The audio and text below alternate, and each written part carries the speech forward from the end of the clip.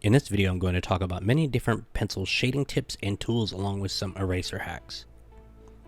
The reason why the kneaded eraser is so useful is its ability to be shaped and molded to almost any shape. You can take advantage of the eraser and make it useful depending on what subject you're drawing. It can erase out value for hair, highlights, and fix subtle mistakes. Always a good eraser to have in a pinch. The next eraser is the block eraser. These are erasers I use when I have really bad mistakes and I just want to make all my pencils disappear. They are great for coverage and large highlights. The next erasers you want to have around are the small tipped erasers.